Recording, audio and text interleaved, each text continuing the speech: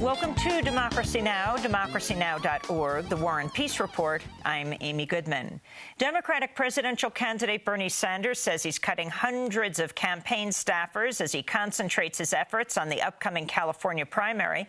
The move comes after rival Hillary Clinton beat Bernie Sanders in 4 of the 5 contests Tuesday. Clinton won Pennsylvania, Maryland, Delaware, and Connecticut. Sanders won Rhode Island. Meanwhile, on the Republican side, Texas Senator Ted Cruz has named former presidential rival Carly Fiorina as his vice presidential running mate. After a great deal of time and thought, after a great deal of consideration and prayer, I have come to the conclusion that if I am nominated to be President of the United States, that I will run on a ticket with my vice presidential nominee, Carly Fiorina. It's the first time in 4 decades that a presidential hopeful has named a running mate before winning the party nomination. The last candidate to do so was Ronald Reagan during his 1976 campaign.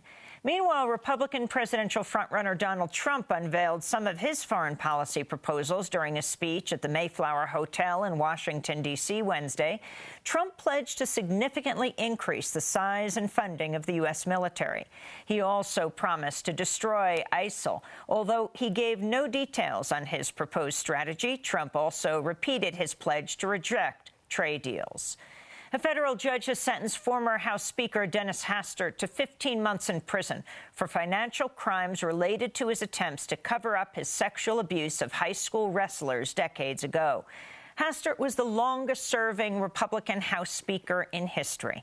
In October, he pleaded guilty to breaking banking reporting laws while paying one of his victims millions in hush money to keep quiet about the sexual abuse.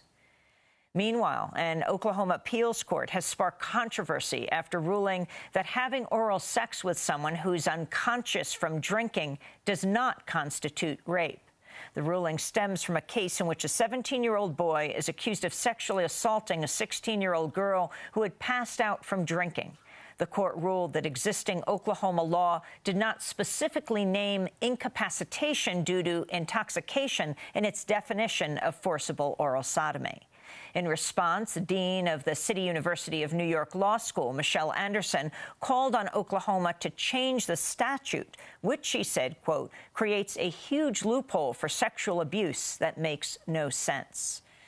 The White House has backed calls for Greece to continue to implement widespread austerity measures following President Obama's meeting with German Chancellor Angela Merkel earlier this week. Greece and its international creditors are once again at odds as they negotiate the terms of Greece's bailout and the extent of the austerity measures creditors can impose. On Wednesday, White House spokesperson Josh Earnest told reporters the administration believes Greece must follow through on structural reforms. We're very supportive of the efforts that members of the EU have made to deal with the financial challenges posed by Greece's finances. Part of that agreement included Greece following through on a number of structural reforms, and we certainly believe that that Greece has a responsibility to do that. We'll have more on Greece with the former Greek finance minister, Yanis Varoufakis, after headlines. Doctors Without Borders says at least 14 patients and 3 doctors have been killed during an airstrike on a hospital in the Syrian city of Aleppo Wednesday. Residents said the airstrikes were carried out either by the Syrian regime or by Russia. The retail giant Target has announced employees and customers can use the bathroom that corresponds to their gender identity. This comes as a Missouri House committee has voted down an anti-LGBT bill that would have led to a ballot measure proposing to allow businesses, people, and organizations to use their religious beliefs as a legal excuse to discriminate against LGBT people.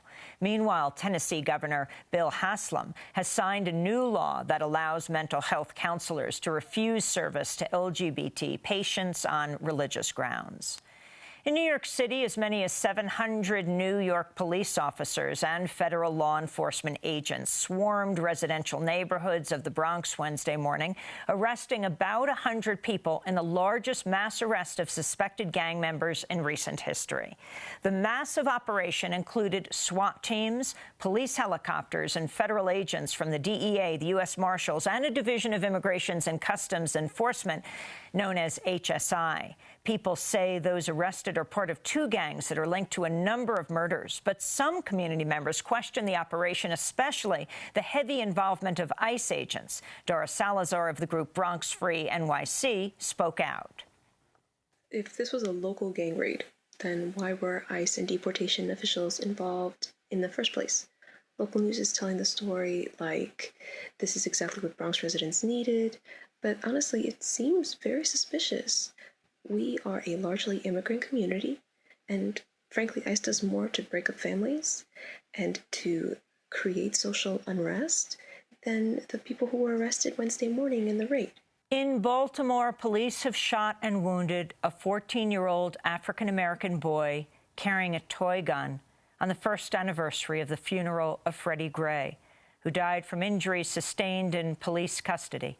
On Wednesday, plainclothes police officers began chasing 14-year-old Dedrick Colvin after they spotted him with a BB gun. Police say the officers opened fire, striking him as he ran away. His mother says he was shot in the leg and in the shoulder. He's expected to recover. This comes 2 days after Cleveland officials agreed to pay $6 million to settle a lawsuit filed by the family of Tamir Rice, the 12-year-old African-American boy who was fatally shot by police in 2014 while playing with a toy pellet gun in a park. And legendary filmmaker Oliver Stone's directing a new movie about NSA whistleblower Edward Snowden. This is a clip from the just-released trailer. How is this all possible? Think of it as a Google search, except instead of searching only what people make public, we're also looking at everything they don't. Emails, chats, SMS, whatever. Yeah, but which people? The whole kingdom, Snow White. The NSA is really tracking every cell phone in the world. Most Americans don't want freedom. They want security. Except people, they don't even know they've made that bargain. Are they watching us? There's something going on inside the government that's really wrong, and I can't ignore it. That's a clip of Oliver Stone's upcoming film, Snowden. Stone's previous films include JFK, Nixon, Born on the 4th of July, and Platoon. And those are some of the headlines. This is Democracy Now!, democracynow.org, The War and Peace Report. I'm Amy Goodman.